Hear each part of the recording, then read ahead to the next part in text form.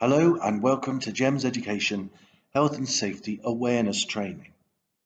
It is mandatory that every member of staff who works for GEMS Education complete this training on an annual basis. It is important that you're attentive throughout, as at intervals throughout the training, the video will pause and you'll be asked a sequence of questions. Those participants who don't answer a sufficient amount of questions correctly will have to complete the training again. And at the end of the training, you'll be asked to enter your name to certify that you have completed the training. GEMS Education is a huge organisation with over 50 GEMS schools, over 20,000 employees from 80 different countries, over 100,000 students with diverse cultural differences. This means that perceptions of health and safety and even awareness of health and safety, it varies hugely. And that's why this health and safety training is really important to ensure that we all have a universal understanding and appreciation of what health and safety is, what it means, and how we can manage it better within our organisation. Two words we hear a lot when we're talking about health and safety are accident and incident. But do we actually know what they mean? Do they mean the same thing? And if not exactly the same thing, then what's the difference between an accident and an incident? Take a moment to really think about it. Do you know the difference between an accident and an incident? An accident can be defined as an event that results in injury or ill health. An incident, however, can be defined as an event that may cause injury, ill health, property damage, or damage to the environment. Now, a near miss can be seen as an incident and can be described as an event that, whilst not causing harm, has the potential to do so. So, an incident is any occasion when an event occurs that could cause injury, ill health, property damage, or damage to the environment. And it's really important that we're diligent and alert to incidents, and when we see them, that we report them so that we can avoid an accident that results in injury or ill health. The graph below depicts the top 5 causes of accidents within GEMS education. We can see from looking at the graph that the top cause of accidents are slips, trips and falls. So let's just take a moment to reflect. What things can we do to reduce the risk of slips, trips and falls within our classroom practice?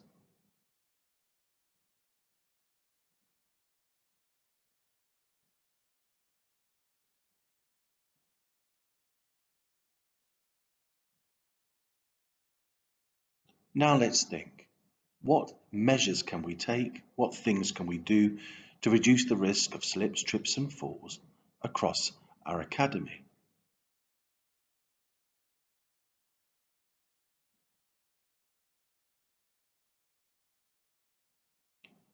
And finally, let's think, what can we do to reduce the severity of slips, trips and falls?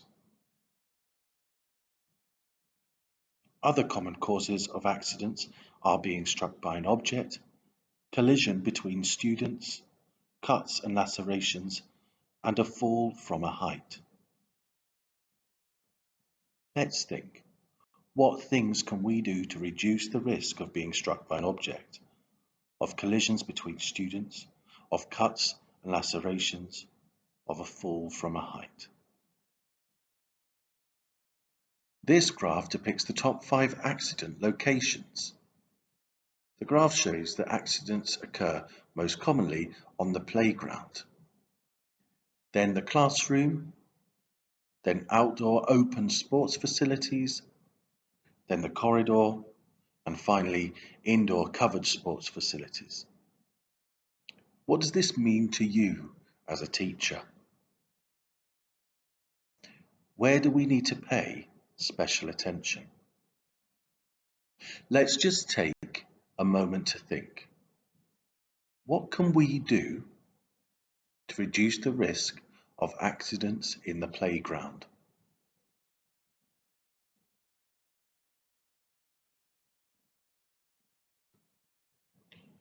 So what is it that GEMS Education want to achieve in our schools?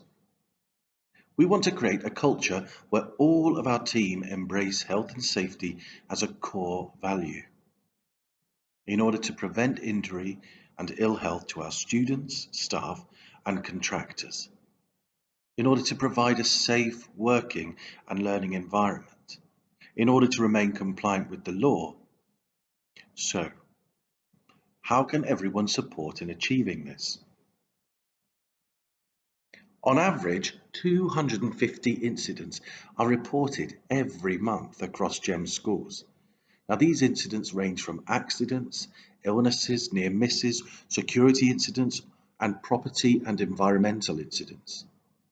However, approximately 80% are accidents, events that result in injury or ill health. Now, the majority are simply genuine accidents. However, all incidents have to be investigated to assess whether any corrective actions are required. We're now going to explore the basic steps to follow in order to manage an incident. Well, of course, our first priority is to provide any immediate first aid or care to any injured person and ensure that everybody is safe. Over the next few days, please take some time to note who the qualified first aiders are within your team. Step 2 is to preserve the incident scene. This is very important and will really support the investigation that follows. Step 3, report the incident as soon as possible to your line manager. At this point, an investigation team will be assembled. The investigation will include interviews, review of documents and policies, observations, review of CCTV and photos. Once the investigation is concluded and findings are recorded, corrective actions will be recommended and carried out. Let's take a look at the following playground scene from a GEMS school and see how many hazards we can spot.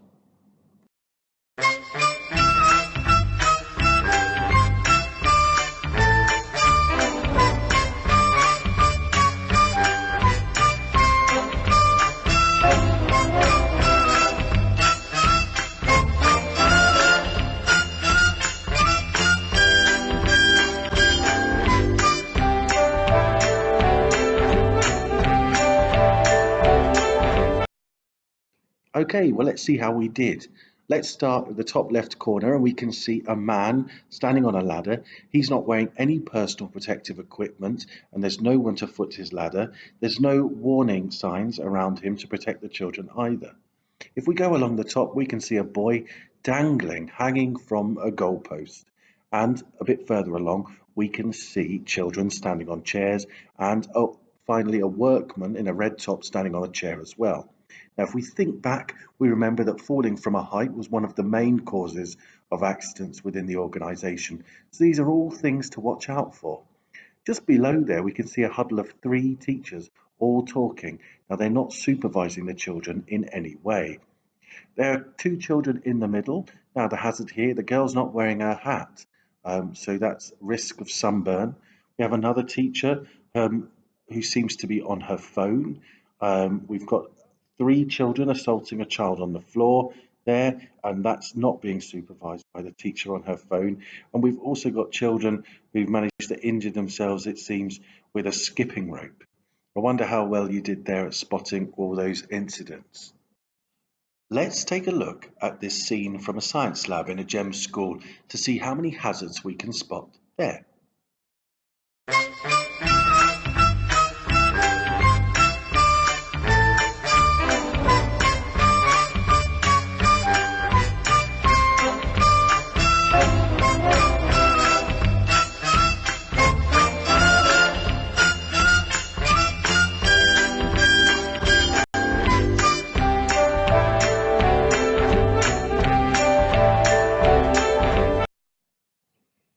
Okay, well, let's see how many of the hazards we managed to spot in this science lab.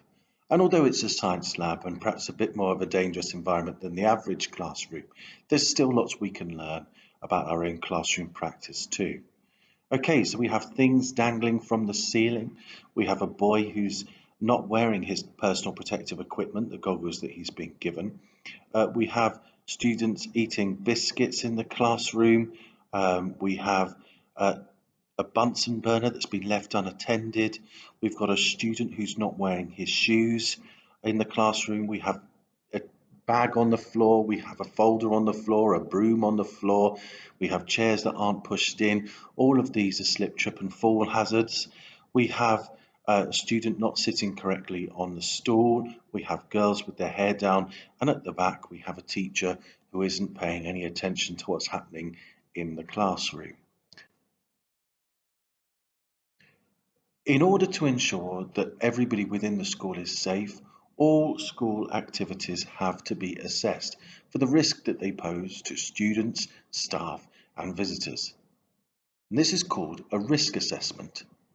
A risk assessment is a formal process used for identifying and managing risks. Risk assessments are required for certain activities, tasks, and equipment. The purpose is to identify hazards and put control measures in place, and the aim is to reduce the risk from harm. Here we can see a typical example of a risk assessment form. In the first column, we have to identify the potential hazards. So, for example, spillages. Then, in the second column, we consider who might be harmed and how. So, for spillages, it's written students may slip on water spillages next to water dispenser. In the third column, we describe what our current controls are. Well, cleaning staff carrying out regular mopping. And in the fourth column, we consider what further action is required, non-slip mats. And in the final column, we describe who is accountable for carrying out the further actions that are required. It's really important that you take the time to look over the risk assessment forms for your areas. So, for example, if you teach trampolining, it's really important that you're familiar with the trampolining risk assessment. A big risk that every school faces is the risk of fire, with potentially very severe outcomes. That's why we regularly conduct fire drills in order to review, refine, and perfect our evacuation procedure to reduce the risk to students, staff, and visitors in the event of an emergency. So please take a moment to look at the areas that different phases are to congregate in the event of a fire or emergency. FS1 and FS2 should congregate in the Phase 3 reception. Years 1 and 2 should congregate outside Phase 3 by Gate 10. Years 3 and 4 should congregate outside Phase 3 reception in the car park. And years 5 and 6 should congregate outside Phase 4. If there is a fire alarm happening on both sides of the academy, students should gather on the sand on the opposite side of the road. Once you and your class have congregated in the designated area, you should register your children and report any missing children to the relevant AP as soon as possible. Once you have ascertained that all your class is present, you should hold up the fire folder with the green side facing forward so that the relevant AP can record their phase all accounted for.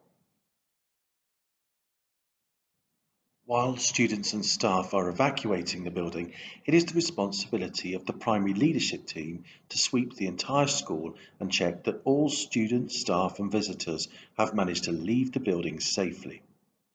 Each individual member of the primary leadership team will take responsibility for a specific area.